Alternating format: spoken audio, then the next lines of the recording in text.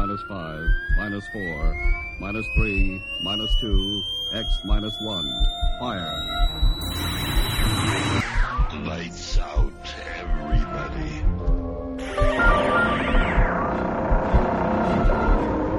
The creaking door. Dimension Inner Sanctum Mystery. X minus 1. Dark fantasy.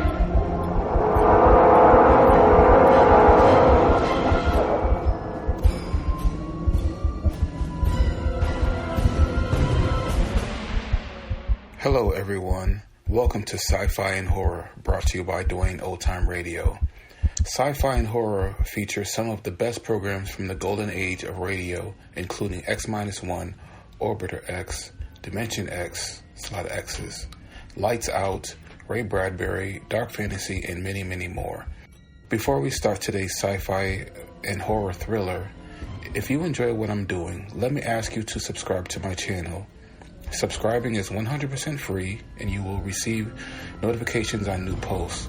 Lastly, if you have a moment, please write a short 1 or 2 sentence review or give a rating on your preferred podcast service. A positive review or rating would help me out a lot. And now, on to the show. And again, thank you for your support. Hope you enjoy. Sci-Fi and Horror. Happy New Year. Sci-Fi and Horror. Let's start 2024. Let's go. Future tense is what we're going to start the new year with their storyline titled Pictures Don't Lie. This one aired May 9th, 1974. Stay tuned now for adventure and excitement in the world of the future. Entertainment for the entire family produced right here in Kalamazoo.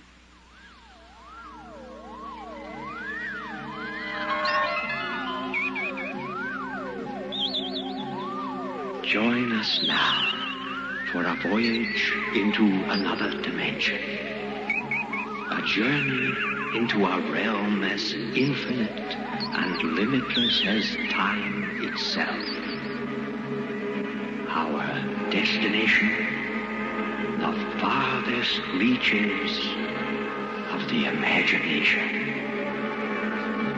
WMUK Special Projects presents Future Tense.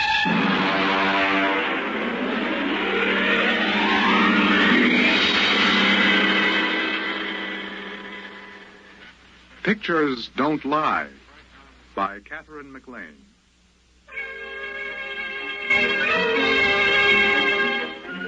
I had been writing science stories for the Times for a few years before the whole business of the aliens came up. I got on to doing science because I wasn't a very good sports writer, and the Guild made it clear to the manager that I had enough seniority to make it tough to fire me. So when Masters went over to Time magazine, I was shoved into his spot. Now, being the man from the Times on any given story is quite a responsibility. It's not quite so inspiring as the London Times. You remember the butler announcing that there were several reporters and a gentleman from the Times? But we're supposed to look as if we didn't specialize in axe murders and picking winners at Jamaica. Of course, it pays off. You find scientists, atomic energy commissioners, even congressmen will open up to the Times men. And that's how I got on the inside of this whole business. I had met Joseph Nathan at a convention in Atlantic City, and when he invited me to look over his work, I accepted. I don't think there's anything classified in this work, Mr. Schwartz, as long as I don't actually supply you with the text of messages. I got a department clearance up to most confidential. Well, that should do it. You see, my job is radio decoder in the department here. Under the Pentagon, directly? The Department of Military Intelligence. Uh-huh. We use directional pickup to tune in on foreign bands and record any scrambled or coded messages. I thought the code department was handled by the CIA. Well, I guess there is some duplication. Actually, though, I concentrate on the scrambled messages. Well, here, I can show you. I've got a piece of tape here. This is a a typical scrambled broadcast. It's not military. It's a commercial message. Oh? Wait a minute here till I thread up the machine. Sure. You know the basic principles. You take a straight voice message, run it through on an electronic scramble circuit, and it may come out something like this. Now, my job is to pick a thing like that out of the air, analyze the patterns, and wire an unscrambler. I've got this particular pattern set up on the machine. Tanker 734, capacity code 7. ETA at Galveston 30. You see? Mm-hmm. Now, that was just a commercial message. I do the same things with military intelligence. Is it something like old-fashioned cryptology? Well, yes, except that there's a small complication. You need a degree in advanced electronics for this. Waveform math with a touch of quantum physics. I suppose it's quite challenging, then, every time you pick up a new signal. Well, in a way. Actually, they do the same work in every country these days. Everybody knows it's just a matter of time before any scrambled pattern is broken.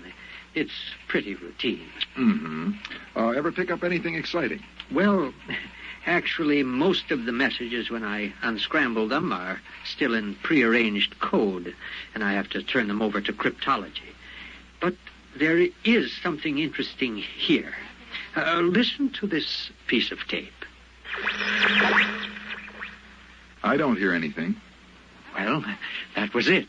Oh? Now, listen. There's another one coming up. That's it.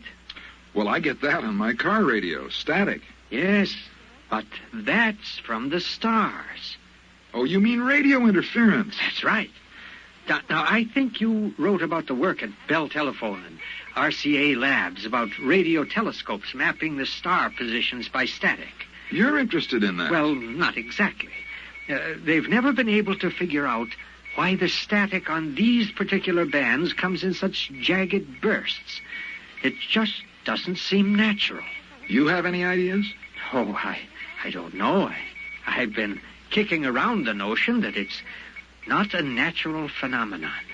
I've been trying to discard it, sort of like playing chess against yourself on the train in the morning.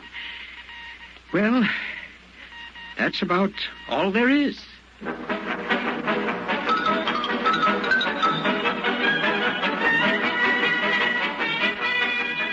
That's all it was then.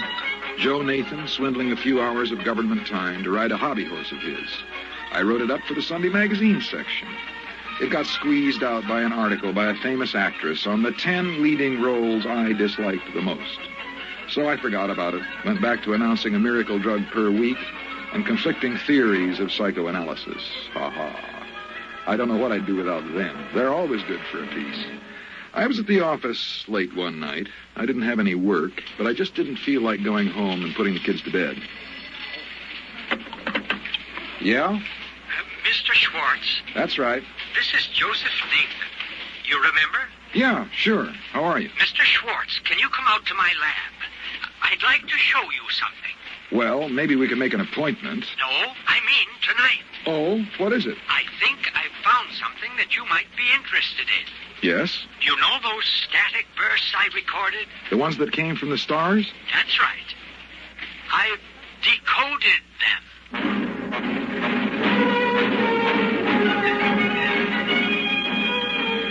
When you write science for the Times, you don't often go dashing off on the trail of scoops, as in TV versions of newspaper life. But it was about 11:45 as I drove out along the highway, listening to the radio to keep from piling up the car against a tree. The radio keeps me awake. Nathan was waiting for me at the gate. He had quite an argument to get me in past the MPs. We were challenged 4 times before we got to his lab. I'm glad you came, Mr. Schwartz. Oh, it's a nice night for a drive. I know. But frankly, I wanted to ask you what I should do. You see, I requisitioned the supplies without authorization, and I don't know how to explain it to my division chief. Well, I mean, it isn't as if I took any of the equipment home. It's all right here, but I've got to tell somebody. I just thought you might have some experience in how to handle a thing like this. Like what? Well, you remember that static recording I played you? Now, here, I've got it set up. Yes, I remember it vividly. Now, Mr. Nathan, it's very late. Now, you see, there's an old intelligence trick. Speeding up a recording till it sounds just like that. Now, a short squawk of static, and then broadcasting it. Undergrounds used that when they didn't want their transmitters located by triangulation. Now, when you receive the broadcast, you slow it down and get your message. Now, wait a minute. You mean that you've decoded those static bursts from the stars? Well, no, not exactly. I mean, they're not in code. You think there's somebody out there broadcasting at us? Well, no, it's not exactly that either. Now, you see, if a star has inhabited planets and there was any broadcasting between them, they'd send it on a tight beam to save power. Uh-huh. Naturally, they would compress each message into a short half-second or half-length package and send it a few hundred times in one long blast to make sure it was picked up during the instant the beam swings across the target. You see? Uh-huh. Well, yeah, I suppose so.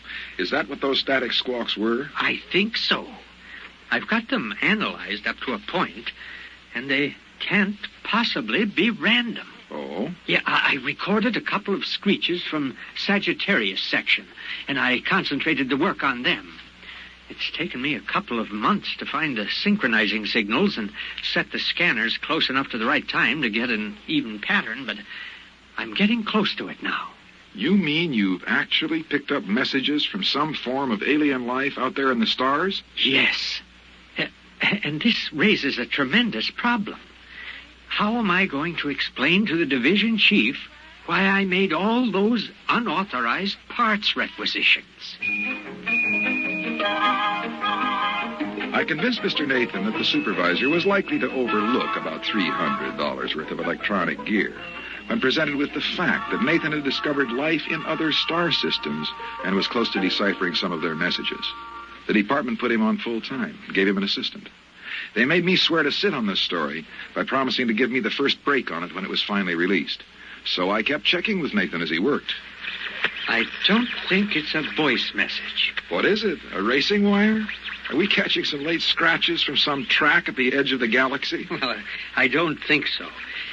It's a TV signal. Oh? Well, there's a definite scanning pattern. I can separate out the locking poles for a picture. Yeah. Now, the only problem is I've no way of assigning colors to the various bands. What makes you think it's color? Oh, it seems as if it's got to be. Now, look at these waveform analyses.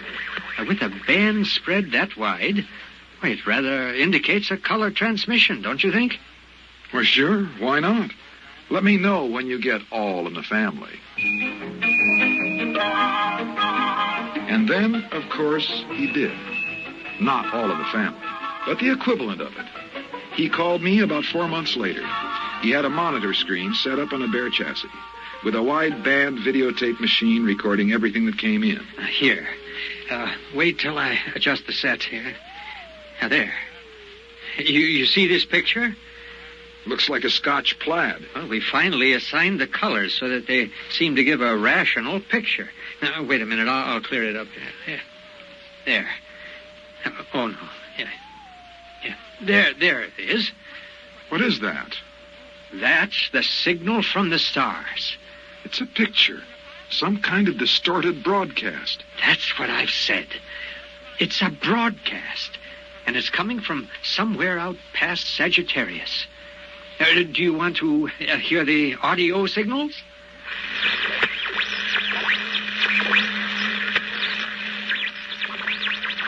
That's their language? That's right. We're sure about that. The colors were assigned arbitrarily, of course. But you see that figure there? The tall one? With the green skin? Yes. Now, that skin may be blue or pink or gray or anything. We don't know what their color response is. The only thing we're sure about is the various shadings of intensity and the audio channel. What is it? What's it all about? Well, we haven't decoded the language yet. There's a team from Harvard working on that. We record everything that comes in, but I think it's a lending library. A what? It's all fiction. It's plays. And there are dozens of them, all at the same time. I think they broadcast them continuously. And anybody who wants a particular play can tune it in. With the short burst method of transmission, you've got plenty of room in the spectrum. A lending library? Of course. And as soon as we break the language barrier, we'll know for sure. Oh, by the way, I thought you might be interested. I've sent them back a message. When are you going to release this? When can I use it? Well, I don't know. In the civil service, you don't ask questions. You just... Now, look, I'm a newspaper man. This is the hottest story. I thought you were from the Times. I know, but it's still a newspaper. What's the message you sent them? How did you do it? Well, I took a print of a film. Yeah? Well, as a matter of fact, it was Punky Ellie's Dance of the Hours from the Disney film. You know, with the dancing hippopotamus and crocodile. I think I remember it. Well, I scanned it with the same combinations and sent it back along the same line we're receiving from. Just testing. Uh-huh. What do you think they'll make of dancing hippopotamuses and crocodiles out past Sagittarius? Oh, I did record a prologue, and I explained what it was. I thought it would please their library to get a new record in.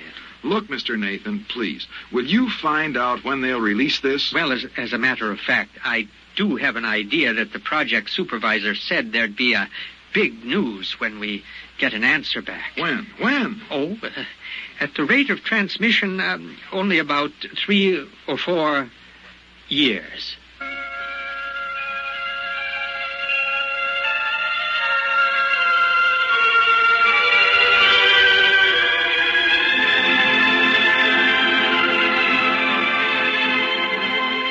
That's when it was, 3 or 4 years.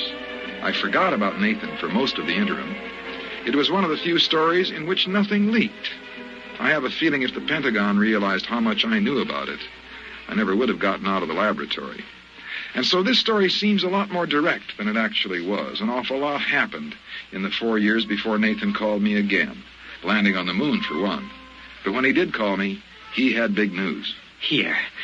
Now watch this. Watch.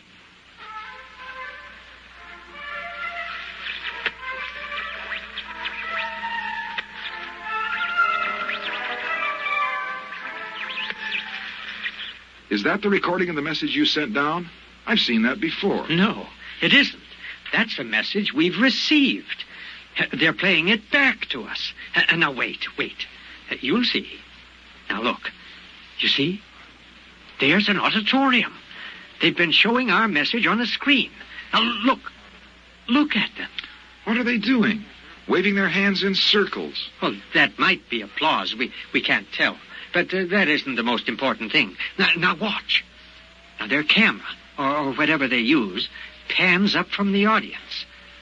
Look at that wall. Hey, it looks like a ship's hold. Yes, it is. It's a spaceship. That accounts for the intensity of the broadcast.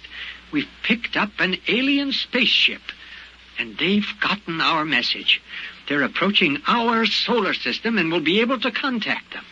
Joe, you know, I just don't care anymore. You've strung me along with this thing for 5 years, and it's no use to me. Absolutely no use. Why didn't I tell you? Why, the Department of Defense is releasing the story to the press. You have it today, and there'll be a general release tomorrow.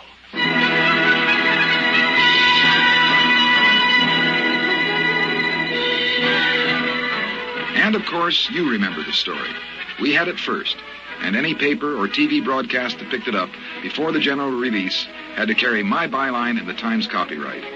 I think it was the most important single newspaper beat that I've ever heard of. And, of course, I did very well because of it. It was page 1 in the upper right-hand corner of the Times for 8 days running. And then the arrangements were made to cover the landing of the alien ship. The White House press secretary handled the whole thing. There'd be one pool man on the inside in direct contact with Nathan, the linguist teams, and the brass. Naturally, I got the pool assignment. There wasn't any question of it, really. But the rest of the boys were in on the releases, briefings, and press conferences. On arrival day, we all drove out to the apron of White Sands Rocket Base. The concrete is graded to stand the thrust of those three-stage giants that make the satellite moon runs. The communications equipment was set up in the old red control blockhouse. First, they threw Nathan to the wolves in a press conference. The TV boys were down on their knees in the first row, and the rest of us in the base movie theater. Nathan was up on stage. Al Sullivan from the news led it off. Mr. Nathan, what do you think of the aliens? Are they friendly? Do they look human? Very human. Exactly where will the alien ship land? Well, that isn't exactly my field. But when you get out to the port, you'll see the strip. It's like a tic-tac-toe diagram. The release describes the precautions that have been taken, except for the grass strip along the runway. The light area has been remodeled. Do you know anything about their home planet?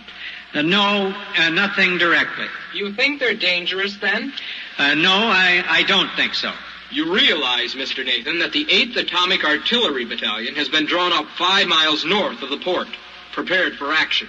Well, no, that's not my department. I don't know what precautions the military has taken. But you think they're friendly? Well, those I know are. I've been in contact with their radio operator of the ship. And Bud says, I call him Bud, that he's worked up quite a thirst on this trip. Of course, we don't know what he drinks. We have no common chemical terminology. We've arranged for you to see some of the recorded broadcasts that we have made. When you watch them, I'd like you to realize that these are plays, all fictional. We haven't dubbed in a translation of the soundtracks, although since these were recorded, we've developed an automatic translator. Well, you'll see that later. All right, I think we're ready for the showing. If someone will please dim the house lights.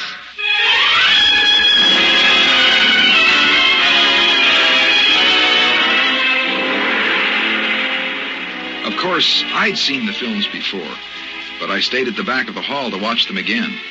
The almost human forms, half dancing, the colors bright but strange.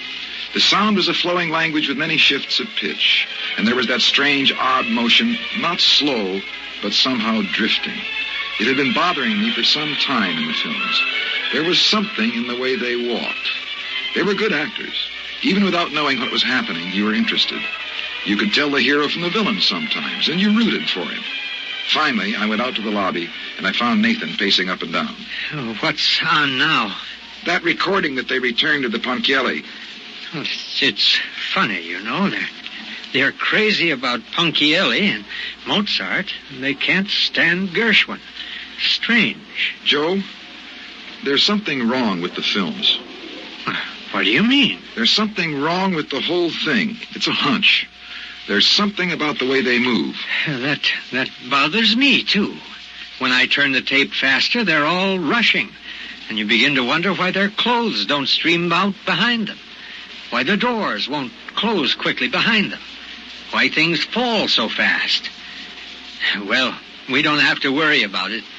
We'll see them in about 2 hours when they land.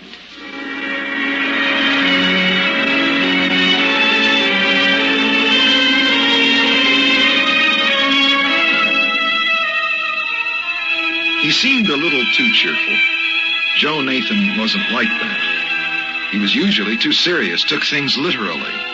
But he seemed to be trying to convince himself that nothing could go wrong. It was as if he smelled a rat, but held his nose and went right ahead. At minus 30 minutes, we all took our places in the blockhouse. They had a monitor set up with the automatic translator hooked up on the audio shaft.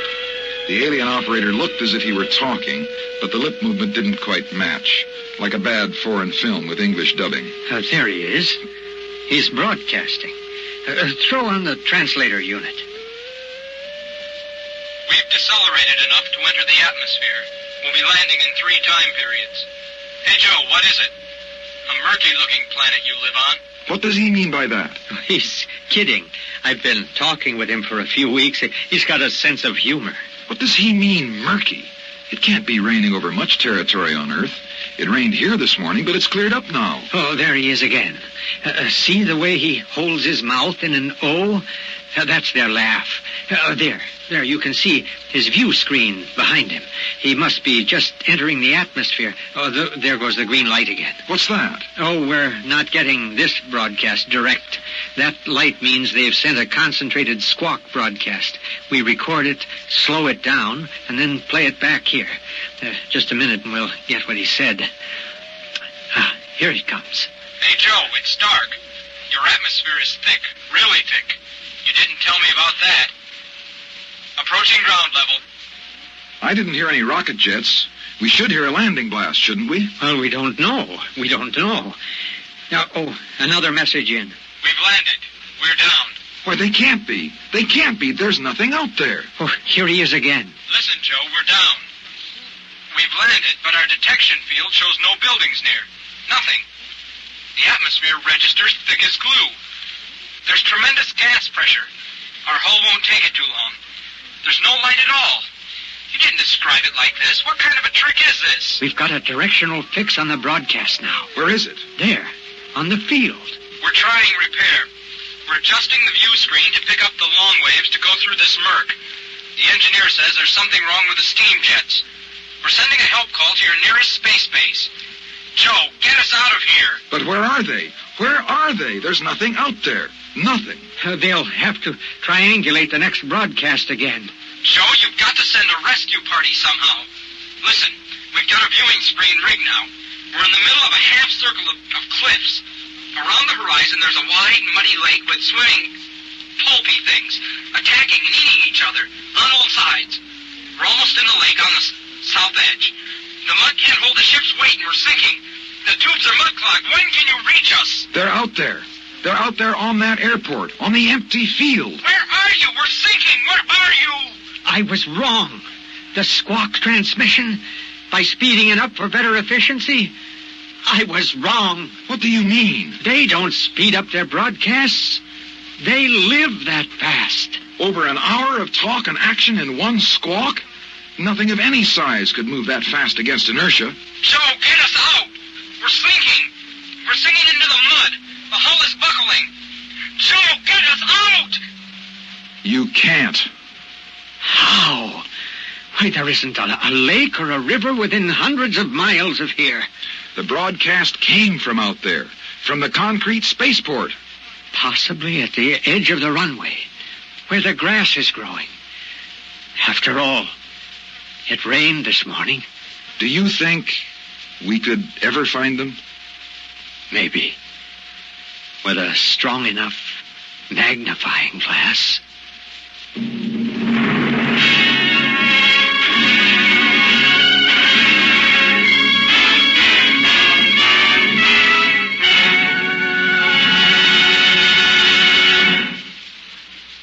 WMUK Special Projects has presented Pictures Don't Lie, a story by Catherine McLean, adapted for radio by Ernest Kenoy. John Phillips was heard as Schwartz, Mark Spink as Nathan, and Greg Moody as the alien pilot. Future Tense is produced and directed by Eli Segal.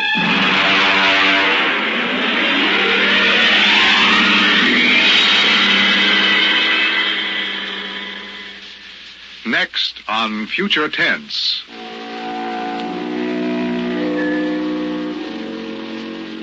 We have a strange story to tell. A sweet, blood-curdling little tale that is really only 2 sentences long.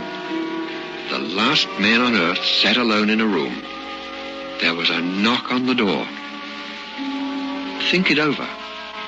Suppose you were the last man alive on Earth, in the universe for that matter. The last man sitting alone in a room, and suddenly there was a knock on the door. What knocked on the door? You wonder, don't you? Your mind, faced with the unknown, supplies something vaguely horrible. But it isn't horrible, really. You'll see. This is Gerard McLeod inviting you and your entire family to join us every Monday through Thursday at this same time for Future Tense. Be sure to listen.